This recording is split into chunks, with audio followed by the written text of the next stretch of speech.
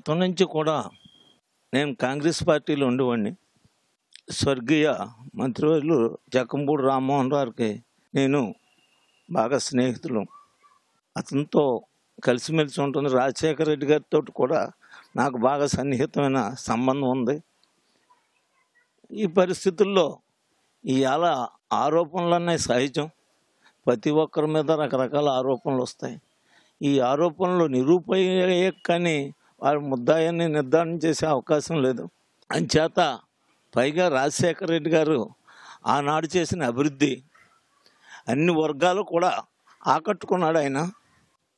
ఇటు పేద ప్రజల్ని, బడుగు బలహీన వర్గాల వారిని, అలాగే ధనికుల్ని, రైతుల్ని, ముఖ్యంగా రైతులు మరి ఆయన చేసిన ప్రతి కార్యక్రమం కూడా మరి ఎంతో ఆనాడు చంద్రబాబు నాయుడు వ్యవసాయం దండగంటే ఈయన దండగ కాదు పండగని చేసి చూపించిన మహానాయకుడు.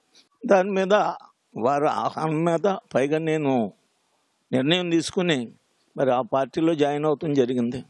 రామ్మోహన్ గారు అన్నయ్య అనే కేకేశ్వరుడు ఎప్పుడు నన్ను. అయితే ఆయనకి సన్నిహితంగా వెనకాల ఉండి మంచి చెట్లు చక్క పెడతాం మొదటి నుంచి కూడా నాకు అలవాటు.